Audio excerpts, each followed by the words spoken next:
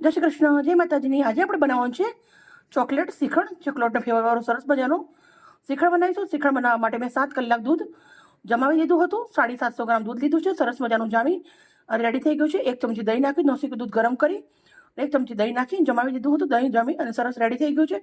હવે આપણે આને 8 કલાક સુધી કપડાના અંદર રાખવાનું છે બાંધીને। તો સૌથી પહેલાં આવી રીતના એક કોટનનું કોઈ પણ કપડું લઈ શકો તમે અને પછી આવી રીતના અંદર નાખી દેવાનું।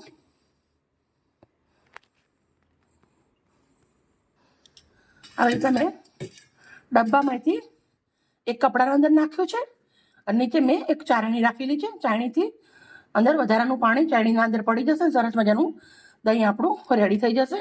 તો હવે આપણે આને ફ્રીજના અંદર મૂકી દઈશું। વધારાનું બધું જ પાણી આવી રીતના છાશવાળું નીકળી જશે। તમે જોઈ શકો છો મસ્ત મજાનું ફ્રીજમાં રાખી દઈશું। મસ્ત મટ્ટો રેડી થઈ જશે। પછી આપણે આને શ્રીખંડ બનાવીશું। દહીં આવી રીતના કપડાના અંદર બાંધ્યું હતું, એ સરસ મજાનું રેડી થઈ ગયું છે। તમે જોઈ શકો છો કપડામાંથી મેં લઈ લીધી છે, મસ્ત મઠ્ઠો રેડી છે। હવે આપણે આ મઠ્ઠાના અંદર થોડી એવી મસ્ત મજાની હું ચોકલેટ આવી રીતના કટ કરી લઉં છું।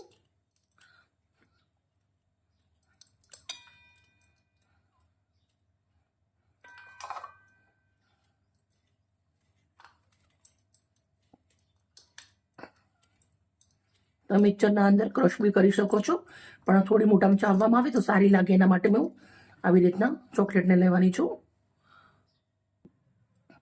મેં આટલી ચોકલેટ સમારી છે, આટલી સજાવવા માટે રાખું છું।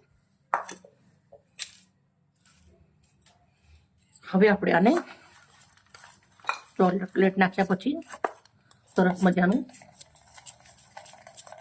ફેટવાનું છે।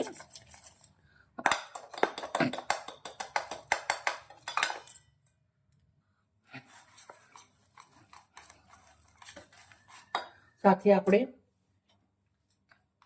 પૂરું ખાંડ નાખું છું, 1 ચમચી મોટી ભરીને। મસ્ત ફેટી અને રેડી કરી દઈશું આપણે।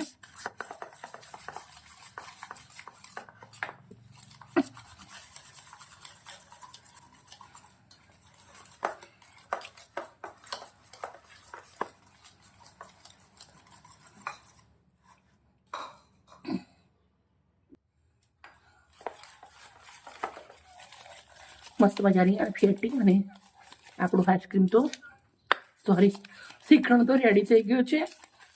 આજે તમે આને શ્રીખંડ પણ કહી શકો છો, આઈસ્ક્રીમ પણ કહી શકો છો। બહુ જ સરસ લાગે છે।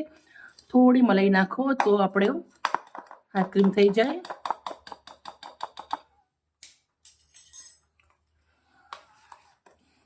આપણે આવી રીતના પ્લેટના અંદર લઈ લેશું।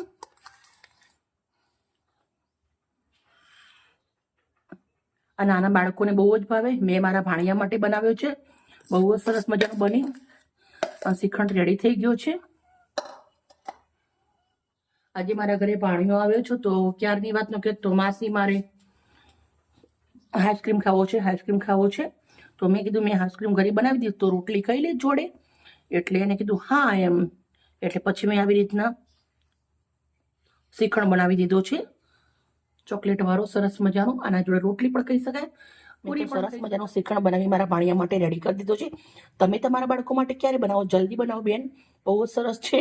ગરમીની મોસમ છે અને મારી વિડીયો સારી લાગી હોય તો પ્લીઝ મને એક લાઈક કરજો। કાલે આવી નવી રેસીપી સાથે। Okay, bye bye.